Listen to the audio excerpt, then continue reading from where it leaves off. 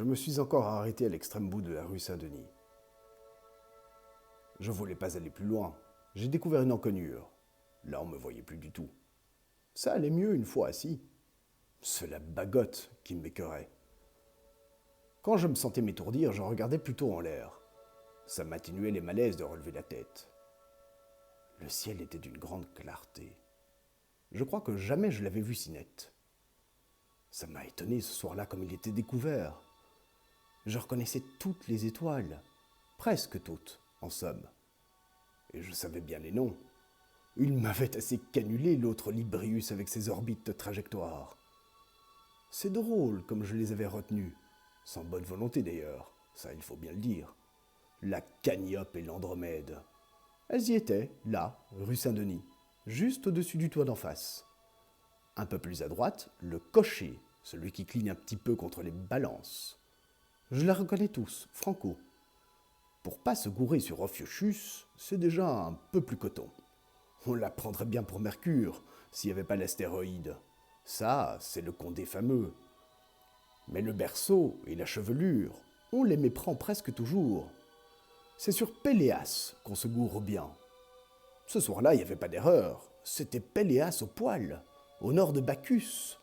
C'était du travail pour myope. Même la grande nébuleuse d'Orion, elle était absolument nette, entre le triangle et l'Ariane. Alors, pas possible de se perdre. Une unique chance exceptionnelle. À Blême, on l'avait vu qu'une fois pendant toute l'année, l'Orion, et on la cherchait tous les soirs. Il aurait été bien ravi, l'enfant de la lentille, de pouvoir l'observer si net, lui qui râlait toujours après. Il avait édité un guide sur les repères astéroïdes, et même un chapitre entier sur la nébuleuse d'Antiope. C'était une surprise véritable de l'observer à Paris, où il est bien célèbre, le ciel, pour son opacité crasseuse. J'entendais comme il jubilait le coursial dans un cas pareil. Je l'entendais déconner, là, à côté de moi, sur le banc. « Tu vois, mon petit, celle qui tremble. Ça, c'est pas même une planète. Ça, c'est qu'une trompeuse. C'est même pas un repère, un astéroïde. C'est qu'une vagabonde. Tu m'entends? Fais gaffe, une vagabonde.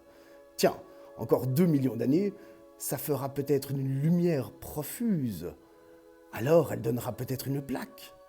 Maintenant, c'est qu'une entourloupe et tu paumeras toute ta photo.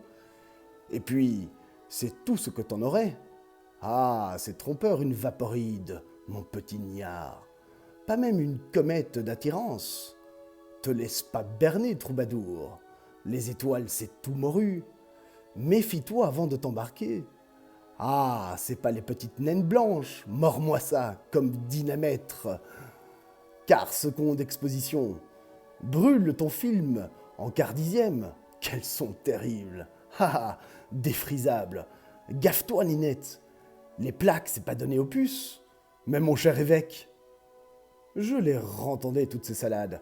Une seule fois, quand tu regardes une chose, tu dois la retenir pour toujours. Te force pas l'intelligence.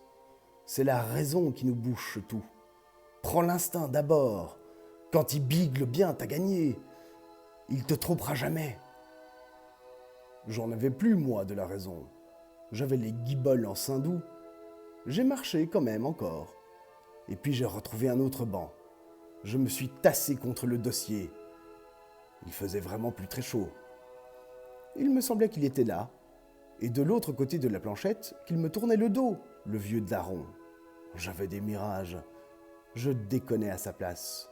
Ses propres mots absolus.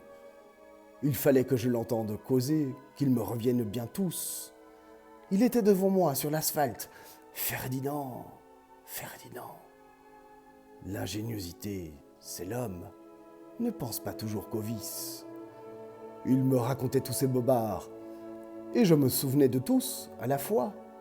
Je discutais maintenant, tout haut. Les gens s'arrêtaient pour m'entendre. Ils devaient penser que j'étais ivre. Alors, j'ai bouclé ma trappe. Mais ça me relançait quand même. Ça me tenaillait toute la caboche. Il me possédait bien, les souvenirs.